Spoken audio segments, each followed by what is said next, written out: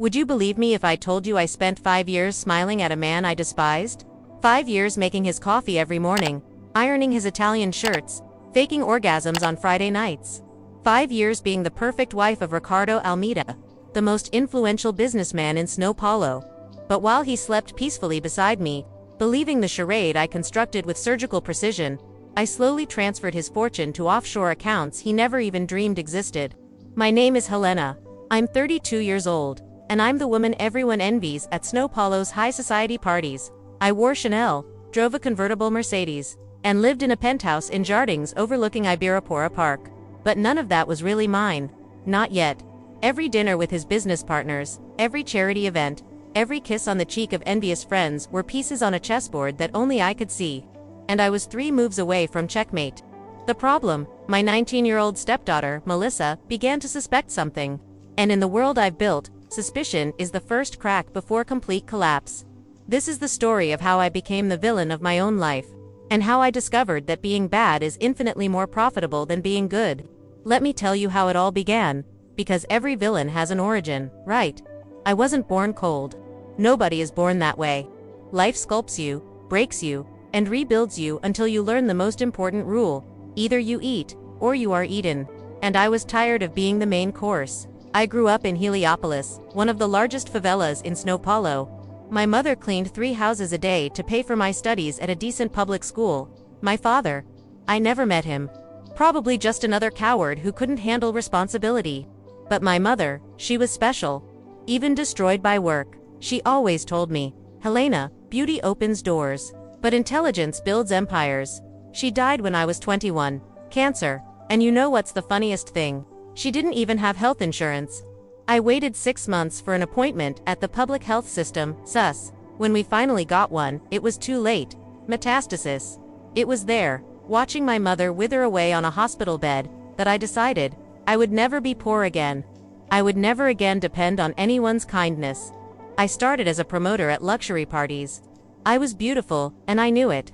Long black hair, light eyes that I inherited from some unknown ancestor, and a body that I kept perfect at the gym. In 6 months, I was already attending the best events in São Paulo. In a year, I met Ricardo. Before we continue this story, tell me something. Which city in Brazil are you watching from right now? Comment below. I want to know if there's anyone from São Paulo who knows the places I'm going to mention, or if there are people from all over Brazil following this narrative. Let's create a community here. Comment your city and let's go through this story together. Ricardo Almeida was 48 when I met him. 16 years older than me, recently divorced, and with a troubled daughter living with her grandmother.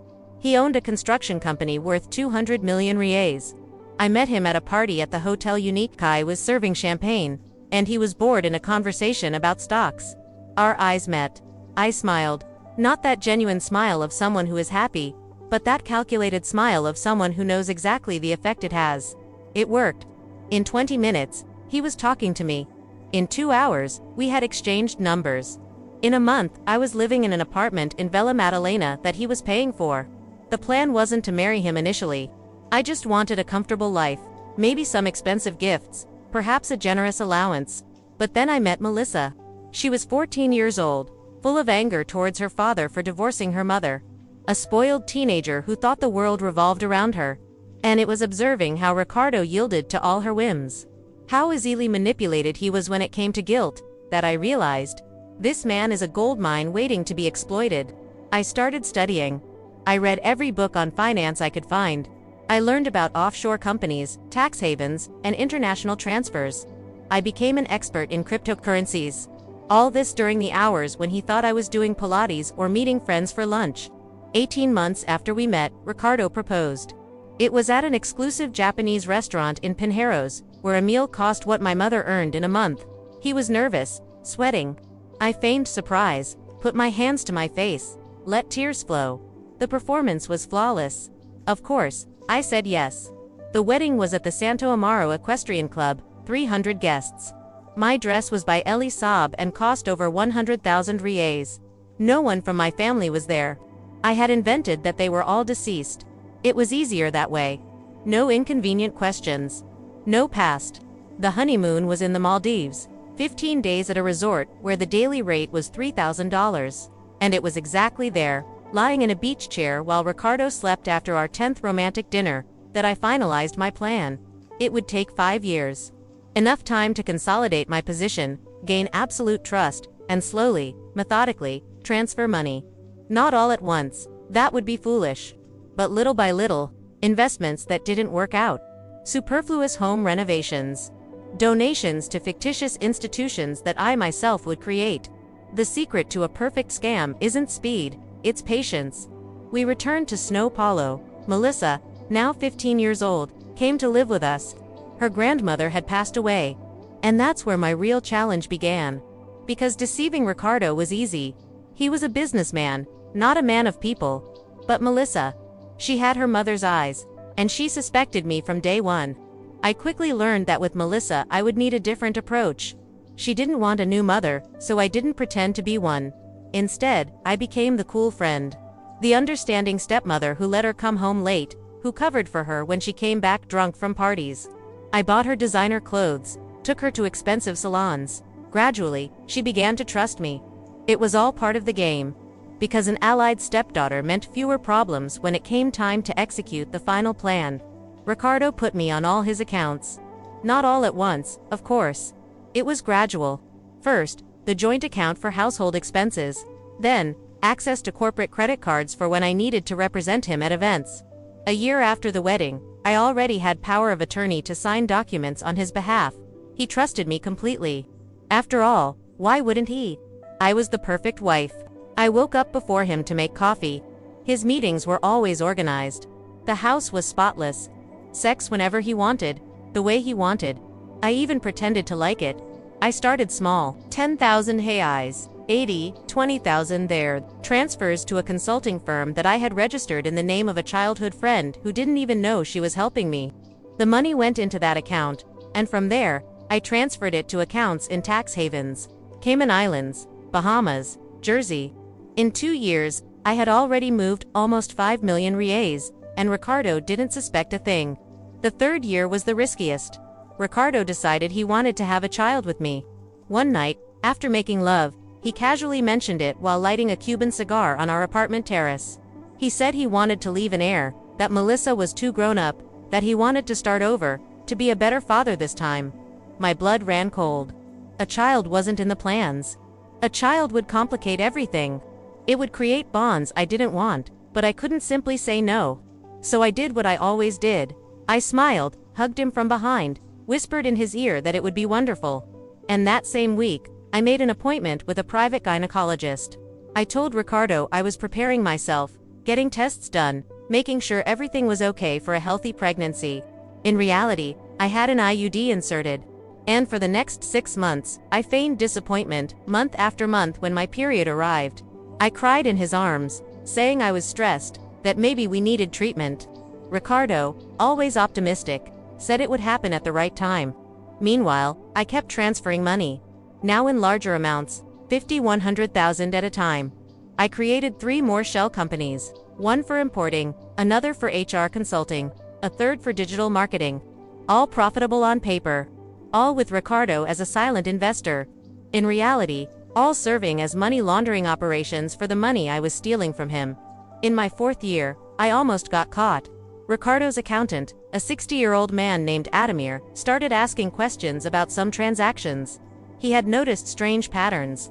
Money going to companies he didn't know. I needed to act fast.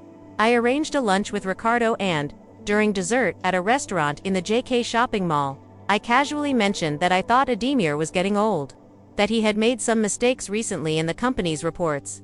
Nothing serious, but worrying. Ricardo initially defended him. After all, Adamir had worked with him for 15 years. But I planted the seed. In the following weeks, I started finding small, deliberate errors that I myself created. A misplaced decimal here. A wrong date there. I showed Ricardo with concern on my face. I said I didn't want to harm Adamir, but that I was worried about the company. 2 months later, Ricardo retired Adamir. He hired a younger accountant, recommended by me. An ambitious 20-year-old idiot who could barely distinguish credit from debit. Perfect. With Adamir out of the way, I increased the frequency of the transfers. Now it was almost $1 million a month. Ricardo was making a lot of money, expanding the business. A commercial tower here, a residential condominium there. He didn't realize that part of the profit was being diverted even before it reached the company's accounts. I had become essential. I participated in meetings. I gave my opinion on business. Ricardo even joked with the partners, saying that I had more vision for investments than he did. Melissa turned 19. She was in her second year of advertising at ESPM, and it was exactly around that time that she started to change towards me. Longer gazes. Questions about my past that she never asked before. One day, she came home early and found me in Ricardo's office. I was transferring 200,000 reais to one of my offshore accounts. I quickly turned the monitor when she entered. My heart raced, but my face remained neutral. She asked what I was doing. I replied that I was helping her father with some investments. She stood in the doorway for what seemed like an eternity. Then she nodded and left. But something changed that day. I started to notice that she was paying attention, observing. At dinners, she asked questions about my family, where I had grown up, how I had met Ricardo. I kept the answers vague, always the same rehearsed stories. But she didn't seem satisfied. One night, Ricardo traveled to Brasilia for a meeting with politicians. I was alone at home when Melissa returned from a party. It was 3 in the morning. She was sober, which was unusual. She entered my room without knocking. She sat in the armchair next to the bed and simply stared at me. I asked what she wanted. She replied, "Who are you really, Helena?" My blood ran cold, but I kept my composure. I said I didn't understand the question. She smiled, a smile that didn't reach her eyes, and she left without saying anything else. I decided I needed to accelerate the plan. Melissa's distrust was a risk I couldn't ignore. I started transferring larger sums. 2 million, 3 million. I created another offshore company, this time in Singapore. Ricardo was so involved with a new venture in Alphaville that he barely noticed what was happening at home. It was now or never. But Melissa was always nearby, watching, waiting for me to make a mistake. One morning, I received a message from her. "We need to talk." Alone. We arranged to meet at a cafe in Vila Madalena. I arrived, prepared for anything. She was sitting at a table in the corner, fiddling with her cell phone. When she saw me, she put her phone away and got straight to the point. She said she knew I was stealing from her father. My first instinct was to deny it. But then I noticed something in her eyes. It wasn't anger, it was interest. She didn't want to expose me. She wanted to play along. I asked what she wanted. She smiled and said, 50% of everything you took, and I'll keep my mouth shut. I analyzed her for a long moment. I had 2 options, turn her into an enemy or an ally. I chose the second. I told her she would get 20%. She negotiated down to 30. We settled on 25. And so, my stepdaughter became my partner in crime. It was risky, but it was also perfect. Because now, if something went wrong, she was just as involved as I was. With Melissa by my side, things sped up. She had access to information I didn't. Safe combinations.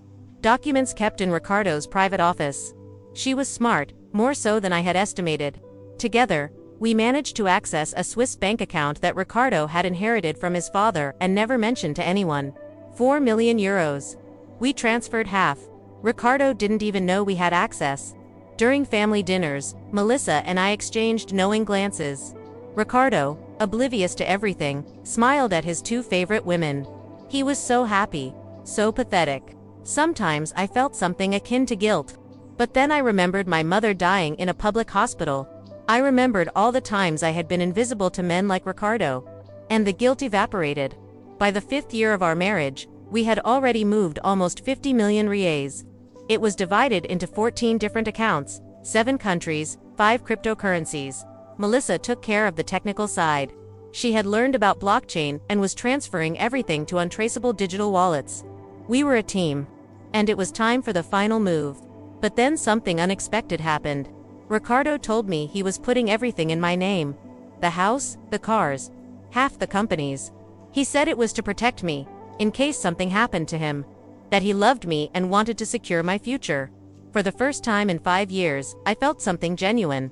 Not love. It would never be love. But something close to respect. He truly trusted me.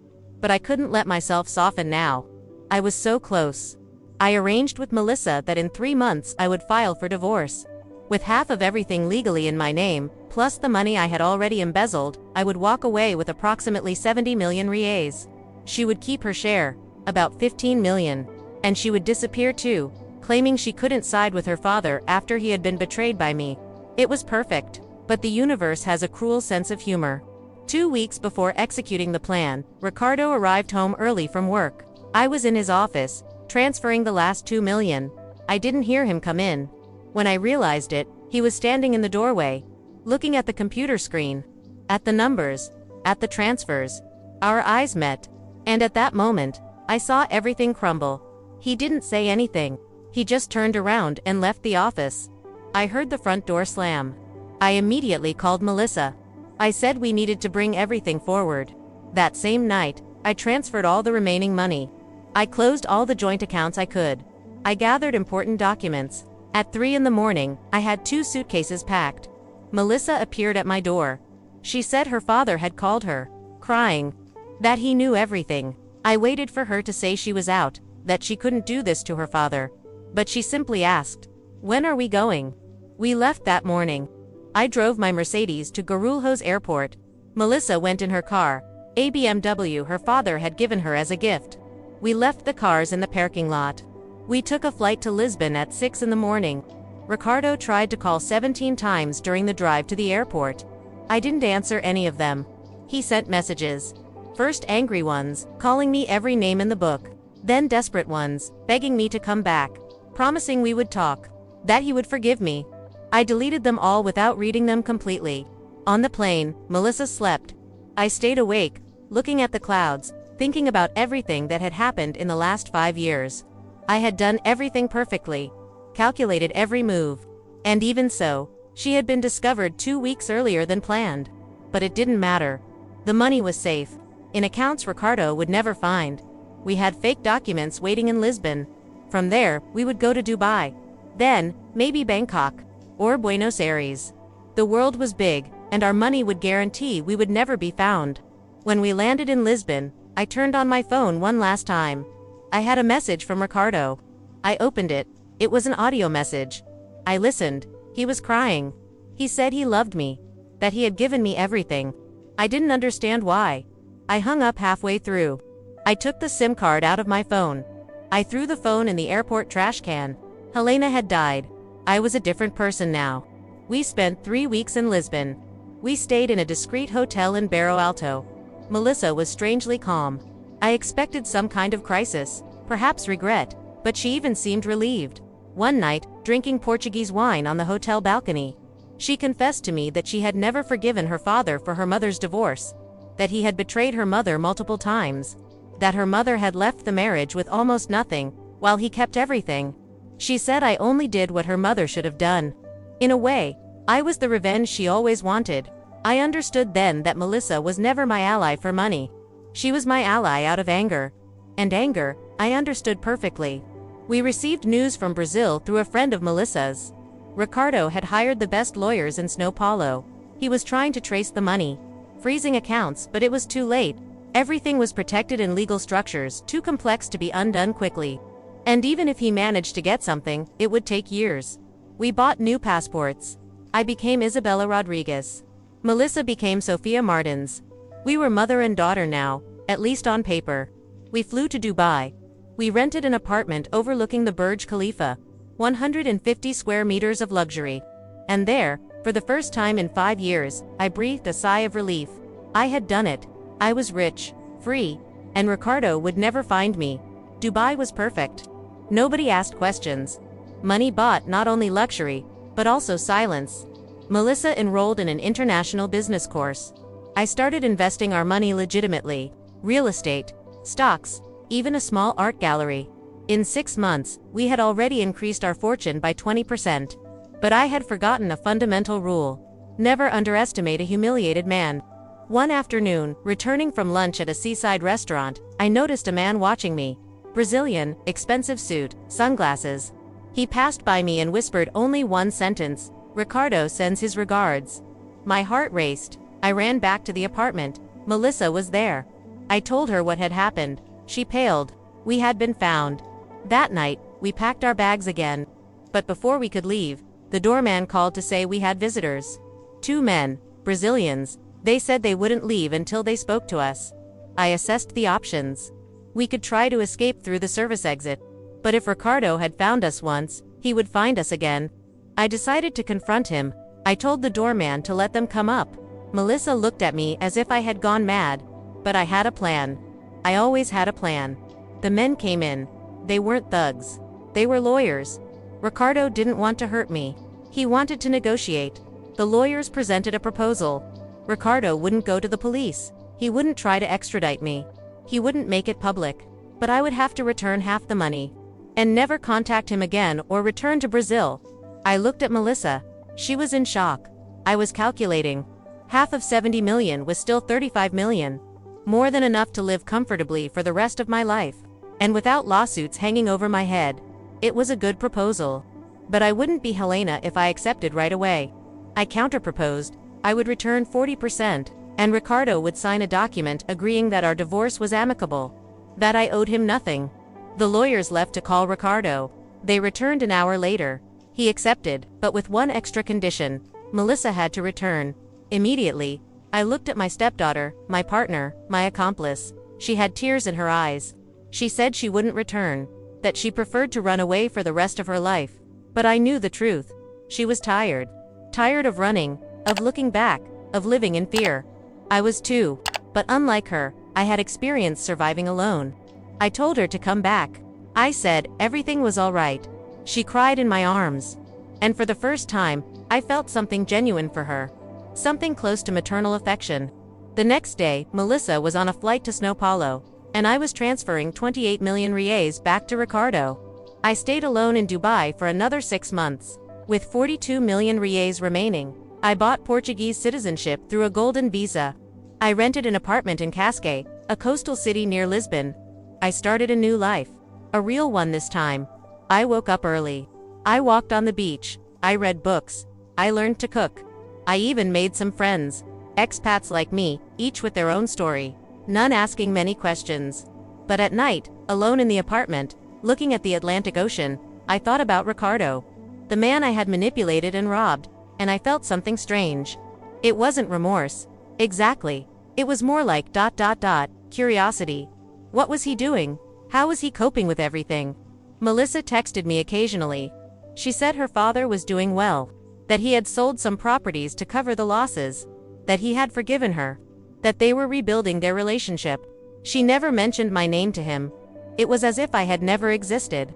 One day, a year after leaving Brazil, I received a letter. Sender, São Paulo. It was from Ricardo. I opened it with trembling hands. Inside, just a sheet of paper. A photo, our wedding photo, and on the back, handwritten, "You won.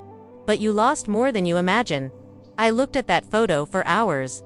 The two of us smiling. Him genuinely happy. Me perfectly acting. And for the first time, I wondered, was he right? I decided to reply. I don't know why, maybe loneliness. Maybe guilt finally setting in. I wrote a letter. I said I never meant to hurt him. That he was good to me. That I was just surviving the only way I knew how. That growing up poor teaches you never to trust anything, especially not the kindness of others. I sent it to the address on the envelope. I wasn't expecting a reply. But 3 weeks later, my phone rang. A Brazilian number. I answered. It was Ricardo. We were silent for a long time. Until he spoke. Why did you do that? I didn't have a ready answer. Then I told the truth. Because I could. He laughed. A bitter laugh, without humor. He said it had been pathetic. That all his friends had warned him about me.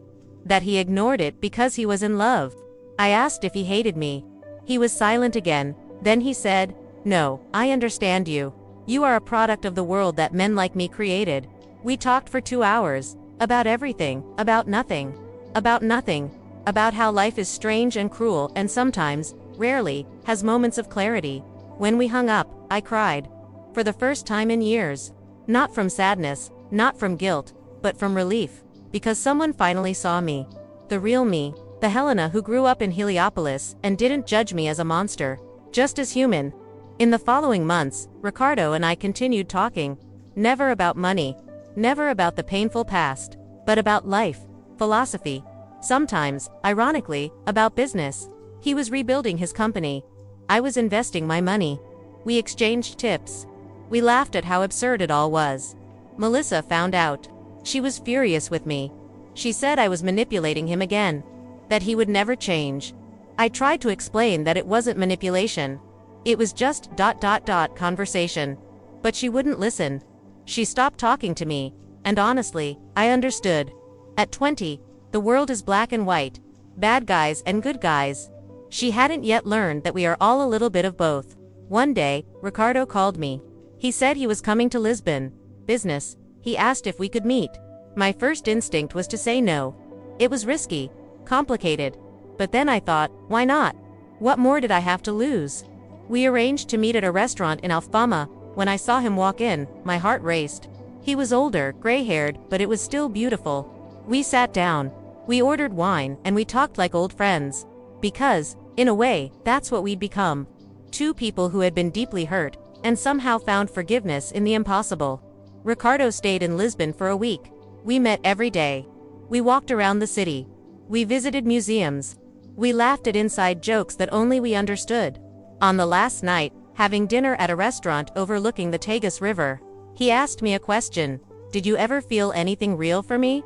I looked into his eyes. I could lie. It would be easy, but I was tired of lies. I told the truth. In the beginning, no, it was just a plan. But over time, there were moments, small ones, when you laughed at something silly. When you took care of Melissa. Moments when I forgot who I was and what I was doing. And in those moments, ... yes. I felt something. He nodded, as if he already knew. He said it was enough. That it was more than he expected. I asked him what he felt now. He smiled, anger, pain, but also ... gratitude. Gratitude, how could he be grateful? He explained. You taught me that I was naive, that I trusted too much. That I didn't pay attention to the people around me. You made me a better man. But in the most painful way possible. We laughed, we cried, and when the night ended, we hugged. A long hug. A farewell hug, a hug of closure. Because we both knew that chapter had ended. He returned to Brazil the next day. We never spoke again. 3 years have passed. I still live in Portugal. I opened a small investment consultancy. A legitimate one this time. I have a few clients. I earn well. I don't need the money I stole from Ricardo, but it's there, safe. For emergencies, Melissa got married. I saw the photos on her Instagram. I wasn't invited. I didn't expect to be. Ricardo rebuilt his empire. I read about him in business magazines. He's bigger than ever. He has a new girlfriend, 25 years old. Blonde. I hope she's genuine. But if she's not, well, he knows how to handle that now. Sometimes, I wonder if it was worth it. 50 million reais, 5 years of lies, a destroyed marriage, a broken family. And the answer is, I don't know. Am I richer? Yes. Freer? Maybe. Happier? That's the question that haunts me. Because happiness can't be bought. Believe me, I tried. I bought apartments, cars, clothes. I traveled the world. I ate at the best restaurants. And yet, at 3 in the morning, I wake up alone thinking, what if? What if I had been honest? What if I had given it a real chance? I'll never know. And that's my punishment. Not prison. Not poverty. But the eternal doubt that maybe, just maybe, I destroyed the only real thing I ever had. I met someone, a Portuguese man, an architect. His name is Miguel. He doesn't know my past. He thinks I'm a Brazilian investor who moved to Portugal because she prefers the European lifestyle. He's kind, funny, honest, everything I don't deserve. We started dating 6 months ago. He wants to introduce me to his family. He wants me to meet his friends. He wants to build something serious. And for the first time, I'm scared. Because to have something real with him, I would need to be honest. And honesty has never been my strong suit. Last night, having dinner at our house, he asked me about my family in Brazil, why I never talk about them, why I haven't visited in 3 years. I said my mother died, that I have no one left. He held my hand and said, now you have me. And I felt something break inside me. Because I realized, I can't do this again. I can't build another lie. I can't be the villain in someone else's story. I decided I'm going to tell him the truth. Not all the details, but enough. That I was married. That the marriage ended badly. That I did things I'm not proud of. And if he stays, great. If he leaves, I understand.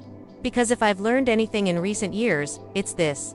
You can run away from many things, from the police, from lawsuits, from people, but you can't run away from yourself.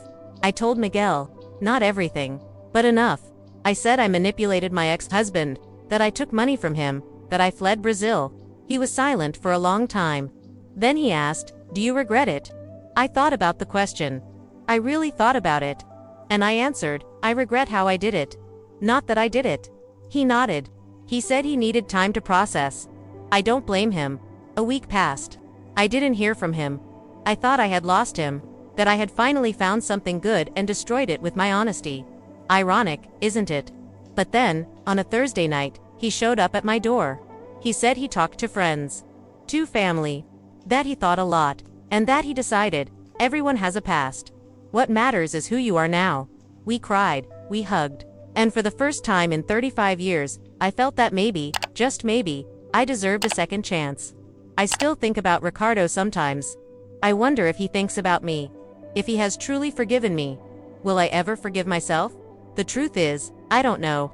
I'm a villain trying to be a heroine. And maybe that's what we all are.